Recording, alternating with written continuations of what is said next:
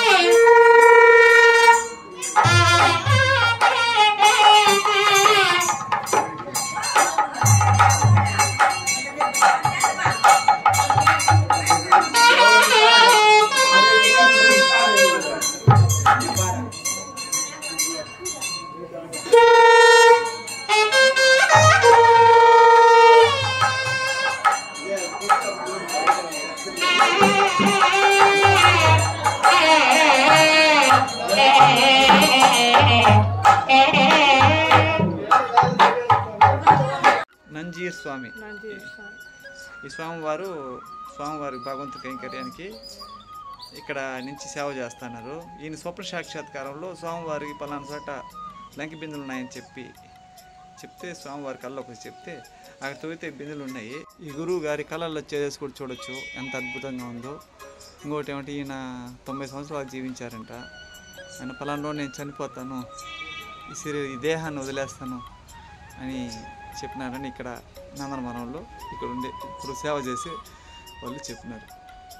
అంత గొప్ప నందనవనం కోనేరుని డెవలప్ చేయడము, ఈ నందనవనాన్ని అంతా ఈ రాతి కట్టడం ద్వారా కట్టించడము చేసి ఆ బావి కూడా మనం ఇప్పుడు చూడొచ్చు.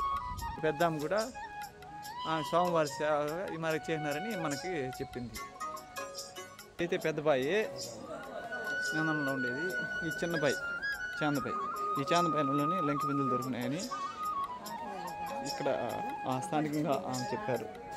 ఈ బావిలో నుండి ఇక్కడ దేవుడు వచ్చినప్పుడు ఈ భగవంతుడి కైంకర్యానికి ఈ నీళ్ళు చాంత ద్వారా తోడుకొని వాడతారు.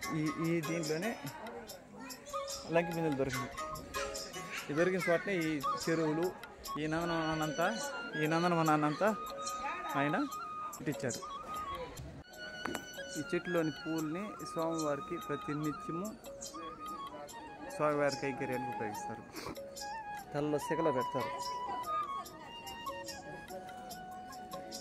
ఈ పూలు ఈ మాను సంపంగి అంటారు.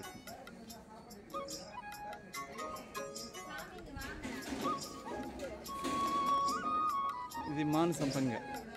ఇది చాలా అద్భుతమైన వాసన వస్తుంది. మాను సంపంగి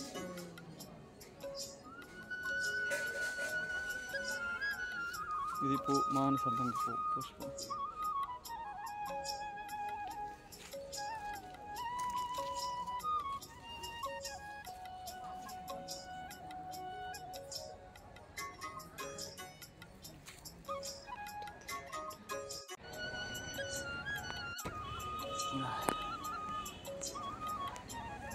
బావి నందనవనంలో బావి నీళ్ళు పైనే ఉన్నాయి చూడండి. మెట్లు రాతి మెట్లు